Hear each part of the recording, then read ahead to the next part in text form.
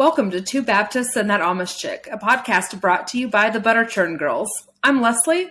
And I'm Bethany. And I'm Berlin. Join us for candid conversations about organized religion, the good, the bad, the ugly, and how we broke free from it while holding on to our faith in God. In these candid conversations, you can expect to laugh, to relate, occasionally cry, and definitely hear a few cuss words. Be sure to subscribe to the podcast on YouTube or your favorite podcast platform and follow at the Butterchurn Girls on all socials. Now for this week's episode. I would have questions, and there were some things that I would ask, and I think even before that, like there were the questions coming up, and like you said, like if I think Bethany, you said this, like if your kids are old enough to have questions, they're old enough to have an answer. Right? Yeah. Maybe not the whole an age-appropriate answer. There's age-appropriate answers all the way across, right? For sure. And like, I remember asking questions and my mom goes, "Oh, you don't need to worry about that. You'll find that out when you're older." And so the classic mom answer. It was like I was shut down, and like it rippled out from like this question about how bodies work to everything. Like I quit asking questions. Wow. Like I didn't ask questions in school. I quit asking questions just all the way around because I figured like if I'm asking the wrong questions, why ask? Mm-hmm. And so I just quit because there's so I quit asking, questions. But I still went and found answers. Yeah. Mm-hmm. Right. And so like that opens up a whole other can of worms. Right. Mm-hmm. And so like it was definitely different, but I think that's the crazy thing is how this one teaching we're seeing like a ripple across different things, right? It's not just about sex. It's not just about like saving yourself for marriage. It's not just about action or inaction. It ripples to so many different things. Because it pours into so many belief systems. Like we've had conversations about this before, long conversations too, where this is going to ripple into, hey, if you're not feeling valued, right? Are you going to put yourself into a relationship where you're not valued? And appreciated. Yeah. If you're not feeling like if you feel like you've given pieces of yourself away, you're not going to feel worthy of having a relationship where you are respected and honored and treated like the queen that you should be. Like you're not going to have those things. You're going to settle for maybe someone who has an addiction into interest in other women, pornography, something like that. Like you're going to, because you're not going to find the value in yourself, and it's going to make you settle for something else. Not everyone, obviously, but like we see pieces of those things. Like if you get down to the core roots of the beliefs that are inside of people, like that's what happens. It also has that piece where it pulls any power away from men. Mm-hmm. Because if the woman is the one who's causing them to struggle, and didn't you mention in our conversation where it's like the men were told to guard their hearts? Oh, yes. Okay. So in that same weekend, right, where we learned about the cookie being broken apart, and like not wanting to give your husband crumbs, they were taught like, hey, you need to guard the girls' hearts, like from themselves. So like, are they like, it kind of sounds like double teamed, right? Like, they're protecting their heart from themselves because like, the girls aren't powerful enough to protect their own heart. Right. See, I've even heard it like I find so many holes in it where it's like protect your hearts from the women. Like you've got to watch out because almost like they're going to dress like this because they're after you and they're coming to get you, and it's going to be hard for you to resist it.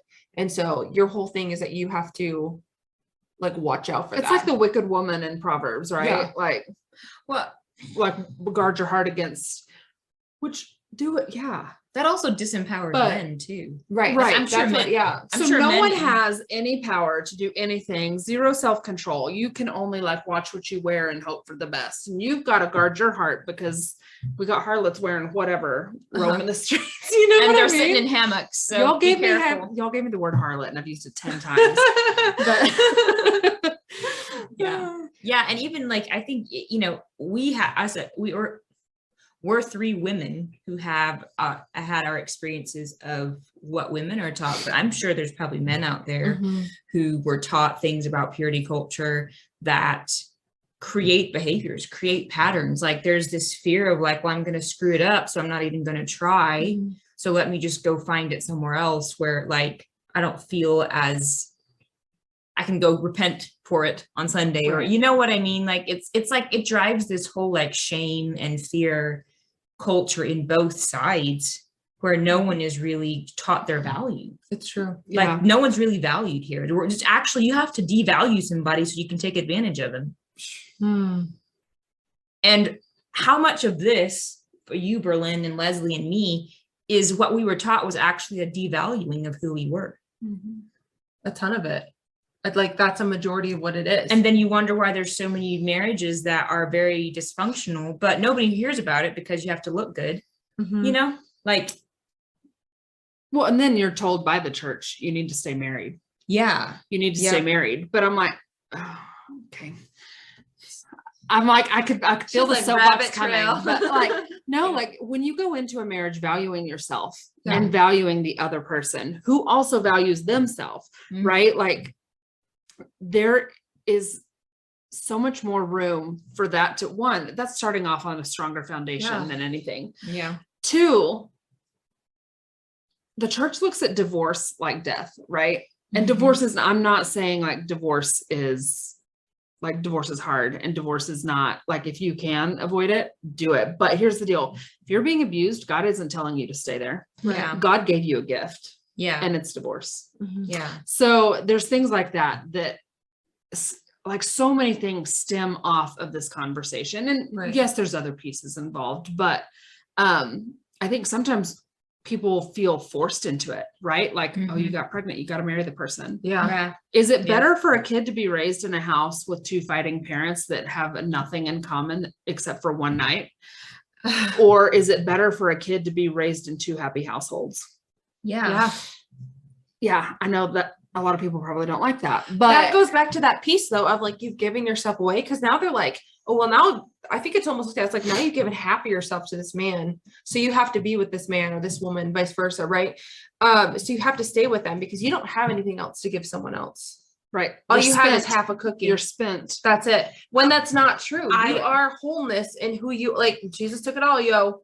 Yeah. Like, well, and you're a limitless person. So why are you limiting yourself? Like if you, let's say you have a one night stand and you regret it. That's not the end of you. That was like that you're a limitless person. It is not giving you a license to just go, sleep around. But what I'm saying is like, you're not a cookie. You're a whole package of cookies. Yeah, exactly. Like unlimited amount of cookies. Yeah. Like I think that also is putting a very like limiting people to be something so that you can teach them something, to believe something, and I don't think that is true. I don't think that that's the whole truth. Right. Absolutely. Yeah. It's just crazy to me how much purity culture has taken over so many like religions and like organizations of religion without even being, I guess they call it, I don't even know that we had a name for it really, what that was. It was just part of being a good Christian. And, if you're going to please God, then you have to, for sure. But it needs to look like this. Yeah. You have to like work it out. And this is one of the ways. And if you don't, you're going to have an awful marriage. Yeah. Yeah. Well, newsflash, you're going to have an awful marriage if you go into it not being valued either way and not having like not knowing that you're supposed to have value. Exactly. Or that you're powerful and who you are. Yeah. Well, and I think the crazy thing is I feel like the whole premise of this is putting more value on my virginity than on my identity. Yeah. 100%. And so at the end of the day, if you're more concerned, and I'm not talking to you, the listener, or even you guys, but like, if the concern is more about somebody's virginity and you don't give a rip about who that person is, can you not see what's wrong there? Right. Yeah. Right. And like, the thing is Jesus was more comfortable talking to the prostitutes than the people in church. And he talked about who they are and not what they did. Exactly. Like he pulled them. That's the thing. Like, that's another thing. Or he's like, I know what you did, right? But this is who you are. Who you are and what you did are not the same thing. And like, if we start teaching people who they are, and every time they do something that is not that is incongruent with who they are, we say, hey, we remind them, like, that's what God does with you. He's like, hey, that's not who you are. This is who you are. He doesn't say, oh, you did that thing. You're awful. You're bad. How often, if somebody messes up, people instantly go into who you are. you're awful, you're Mhm. bad, you did the wrong. Like, it's like Or a the, direct, I love the sinner, but I hate the sinner. yeah. But That's do you my though? favorite. Because you go after the sinner a lot of the times. You go after their identity. And so that is the counterfeit of the kingdom. The kingdom pulls you into your identity, and the counterfeit tries to tell you what you're not. And that's I mean, that's the voice of Satan. That's what that is. yeah, It's exactly. like we're speaking through the voice of Satan. Here's who you're not. Here's who you're not. Here's how you're not good enough. Here's how you don't measure up. Like that is Yeah. the condemnation that Satan puts on you. Yeah. And the voice. So if we're doing that, we're becoming a voice with saying we're a Jesus follower, putting the title of Christian, Right. but speaking the voice of Satan through that. yeah. Mhm. Yeah. And it Like, exactly. And it like, how many times, okay, Leslie, if you messed up and you did something that we knew and you knew that was outside of your character, it's not who you are made to be, outside of your identity, I should Right. say. And we'd be like, hey, Leslie, like, what are you doing? That's not who you are. Like, let me remind you who you are. You're this Yeah. and this and this and this, right? Mhm. How much do you think Leslie would be like, oh yeah, you're right? And there would be zero shame attached to that. Right. She'd just be like, oh, thank you for telling me. Yeah, that's right. Like, man, I messed up. Okay, let me make a, course correction. There's no her wallowing in like shame or like, oh no, I can't believe. Condemnation and Yeah. yeah. Yeah, like that feels even different than the whole, if we'd be like, man, Liz, I can't believe you did that. You're such a failure. What's Right. wrong with you? yeah. That'll stay with somebody for a really long time if you, do that. And it's again taking away like identity. It's identity. It's just the opposite side of identity Right. and telling you who you're not. Yeah. That's good. Okay, so what would we say, looking at like the past that we've had, right? And the way that we were raised, if you were to be like, hey, this is the things I think should be changed in the way it should be handled, like you're talking to a 15-year-old girl, like 15-year-old you, going back talking to 15-year-old you, and you're hearing this for the first time, what would you say to her? Oh gosh. I know. How do you think it could be fashioned differently? Obviously, there's the identity piece, but like, what could this look like if or if we even right now got to go and sit down and talk to a room of 15-year-old girls? Because we can't talk to boys and girls together. That you don't do that at church. But like, what would that look like? Mm-hmm. Do you have an idea on it? Whoa. I was just like, I don't know. I know. I think teenagers know more than we give them credit for. 100%.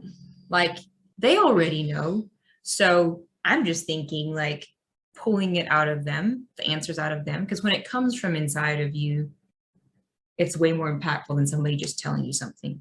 So asking good questions like, what do you think it looks like? Dignify them with that. Yeah, right? dignify them Yeah. with that and let them have that conversation where they have to think for themselves. Because religion teaches That's a you huge how to skill on its own. Yeah, like religion teaches you what to think and the kingdom teaches you how to think. Sure. And that's what, like, we're here to help you learn how to think for yourself. Mhm. Like, you're brilliant, you're smart. Again, dignify, like identity, right? It's Yeah. who they are. But by asking them good questions, you are dignifying who they already are. Hey, you're smart. Like, what's your idea on this? What is your answer to this question? And not taking anybody's answer as like, oh, that's the wrong answer or that's the right answer. Everybody's answer can be right because there's many different views or there's many different facets, right? There's not just one. And for myself, just thinking about it, like that's where I would start because I want to know what they think, what they believe. That's good. Because I think if you did start to ask those questions, like if you're sitting there talking to a teenage girl and you're like, hey, do you eventually want to get married? Yeah, I do. What do you want that to look like? How do you want that to feel? How do you want that person to treat you? Like, first of all, that's going to help them start to ask those questions and fashion those things without being like, plan for your husband. Like that, I had my whole list of like what you want in a husband. Like we were told to do that, right? Because your whole that same time. Your whole Make your list. most important thing is to get married so that you have extra value as a woman. You gotta have that man to add that value to you. Holy crap. Thank God I married a man who's didn't know what purity culture was because valued me from the very start. Yeah. Treated me and does treat me amazing. But like then being able to just go into that with being like, here's how I want to be treated, here's how I want to be looked at, and not taking it from a place of like, let's plan for your husband, but like, here's what I want my future to look like. Yeah. Like, just dream with me. Like Yeah. most girls have this fairy tale wedding idea, like a picture they have in their mind, this Hallmark movie idea, right? Of what the relationship would be like eventually. So just planting those seeds, like if you can plant seeds of guilt and shame and all these things, you can plant the seeds of, this is what I want a relationship to look like, to where it may literally even just attract them to different people, right? And people who have more of those qualities. If they're dating somebody who isn't, or who's like less than what they want, you can ask them that question. Hey, is he what you said you want? Like, is he this? Is he this? Like reminding them of what they said and what their value said. Their value is, and letting them find that answer. It might take a little longer, but it's going to stick, because they will realize from the inside, like, oh yeah, he's not what I like. There's this one part that isn't okay. Are you going to compromise? Now you get to make the decision.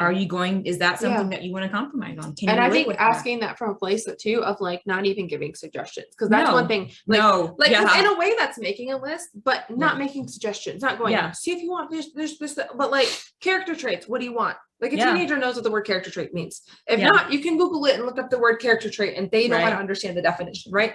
Not guiding it in every direction, and having that come out and see it. And this goes for guys and for girls. I think that would be a great way for the conversation to happen in there, for them to make sure that's fully crafted on their own. I had another thought that came to me, but then just left when I started talking about that. Maybe Leslie has what she would tell a 15-year-old until that thought comes back. Yeah. Dang, there was another thought that I had that left, and I was going to say it before I. Maybe we need notepads in front of us. Right. And we can jot them down. That might be a good idea. I really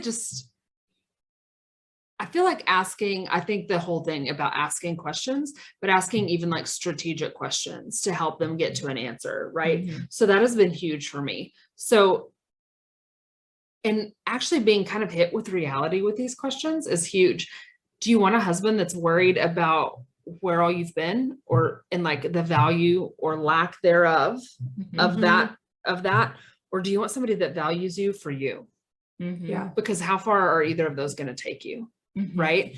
Because I think for me, like for over 20 years, like I've been making decisions knowing I have a future husband, and like all of my decisions are going to affect him. So there was something that came out of that, right? There's a lot of decisions that I've made and haven't made because of my future husband, and just out of like, part of it was like, I don't want to have to tell him that. But another was just like, oh, I want to honor him in this. Right. And so like, I've been making decisions with him in mind without even knowing who he is. I still don't know who he is. So, but like, I've been making decisions regarding So if you're interested, she's taking applications. But like, and I lost it. Send it to the butterchurngirls@gmail.com. Bethany might be taking applications too. I don't know. I mean, we can look at them together and This one, that one looks like you. Swipe left, This swipe one's right. not American. Those are in my pile. No, it's okay. if you're not American, you have extra credit with Leslie. Bonus points. No, but I think I do love the honoring them with the ability to choose and to think. And because it was really like, we were just told, hey, if you're doing this, it's wrong. And like, no one's going to want you. And so we were getting a label before anything even happened. That's true. Right. And at the end of the day, that's not how my husband would feel. Right. That was some woman leader telling me that's how he would feel. Yeah. And that's not the case. Yeah. 100%. I think that's something too, even in that frame of like, what are your own standards and boundaries for yourself? Like if you're taking a kid from a young age, and this is when people are like, do they even have kids? Leslie's nannied 1 million kids. I've fostered 12 kids, and we were all children at one point. And I have about 30 nieces and nephews. So we bet like I've had some kids. I always say like, if you've been in the process of being a child, like, you know, things that have been done wrong and right, because you experienced it. But like, if you're starting off with just raising them up with this speaking value into them, and you're worthy and you are to be respected and to be honored. And like even boundaries of like, hey, you don't have to kiss that grandparent. You don't have to, that is teaching them the boundaries of like, you don't have to let a man put his hands on you. Like you get to the say on your body. That's going to put them into a marriage and a relationship where they get to, they're not like Bethany was saying, where you felt like you had to get married and do whatever the heck you wanted, right? As soon as you got married, like that's going to teach them those boundaries. And then when they get to that point of the teenagers, we're like, hey, what do you think your boundaries are and standards? Like, yes, in your household, you may be like, my 15-year-old is not having sex. Fair. Fair. Yeah, like adult things that can create humans that you would have to pay for, 100% fair. Like, it's your household. Like, so that makes sense. But like, hey, like, does your teenager feel cool holding his hand? But your teenager's also going to be 19 and going to college. And are they going to have the tools to handle it? Yes, exactly. Like, or are they going to feel, because I know so many girls that like, it's like all of a sudden they're like, oh, now I'm free.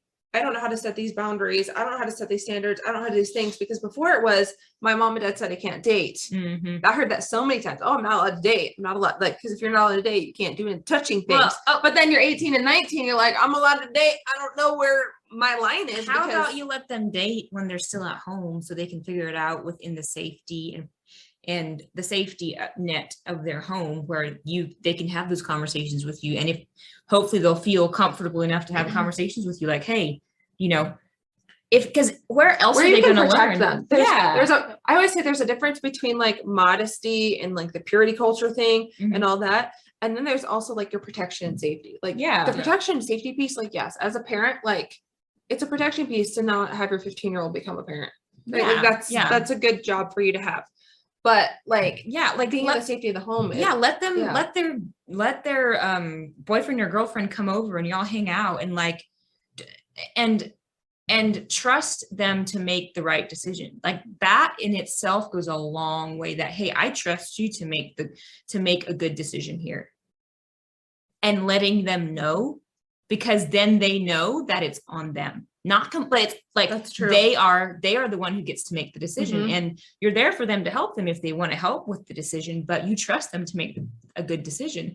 And that goes further than anything in helping your teenager create boundaries for themselves that are healthy and good. And I think a piece of that too is that as teenagers are going through this phase of life, like first of all, you have hormones and stuff, the desires that like God put those there, right? But like when you empower them with that, like, I believe in you and I trust you. Like my mom was very much so like that. Was I'm grateful for. She was always like, I want you to make the right decision because it's the right thing to do, not because you're scared of me, which a lot of my friends were just scared of their parents. When you empower them with that, like teenagers are looking like they are the oldest they have ever been. They're the most mature they've ever been. They are looking for the most opportunities they can have. When you give them more opportunities and more freedoms to take on that maturity that they do have, right? That they do have, and that they are earning just simply out of age, right? Being there. When you give them those freedoms and opportunities, they're not searching to push boundaries as much because they know like, hey, my parents are trusting me. Like, yes, you have certain boundaries on them, but like to help support them, keep them safe, all of those things, but they're not going to want to push past of, I'm going to sneak around and sleep around as much if it's more like, hey, I trust you to do what's best for you and your body and your future. And then they're like, oh, well, what do I want my future to look like? Yeah, crap. They have to think for themselves. This goes for my future. What does that mean? Oh, here's what it means. And so I think that you're correct. Basically, is what I'm saying. Like that's a really good point. Yeah. I feel like this is a good place to like land the plane. I do too. Yeah. I hope the listener helped you with wherever you're at with that. If you were taught it, I'm sorry. I know that a lot of it isn't healthy, but don't throw the baby out with the bathwater. You know, there's good things in purity culture. It's just the way it's taught. Like that's the thing. It's really hard to pick out the good in purity culture because of the way it's taught, because of the way it's, brought across. So, hopefully this provided some freedom for you. I want to know some of the things that you guys were taught. I was Right? that. So I want to know what were you taught? Guys, we really want to hear from you on this one. Yes. We weren't in the room and we've Yeah. heard like one person's take on it, right? Yeah. Like I heard Exactly. one person's Yeah. take on it. So I would be really interested to know, what have you learned about purity culture and what were your Mhm. beliefs for the longest time? You know, Mhm. have those changed? Yeah, how did it impact you? Yeah. Like we want to hear in all of these episodes, we want to hear feedback from you because we want to go back and redo this episode later on because like, hey, here's stories we heard, here's things we learned. If you have a story that you want to write out in the comments and like, or email to us, whatever, and you're like, hey, you can share this live, let us know because we would love to share those things because I think it adds more information. I think it's going to provide more details that help people that are mentoring, the teachers in the youth groups of churches, the parents, all of those people. When you hear experiences and you can hear, hey, here's 50 different people that all had the same negative impact, you're like, wow, that's a red light We there. need to pay attention. And we can, that's how we change things. So tell us your stories. We want to hear them. Yeah. And you can stay anonymous or just like you say, hey, I don't want you to put my name on it. And we'll do that if that makes you feel better. Cause I know sometimes you're like, I want to tell my story, but I don't want people to know who I am. Yeah. We get it. Right. Absolutely. So so make sure you guys are hitting that like and follow button, subscribing, all the things, follow some of the social media platforms. And that's it. We'll see you in the next episode or hear you in the next See ya. episode. Yeah. Bye. Bye.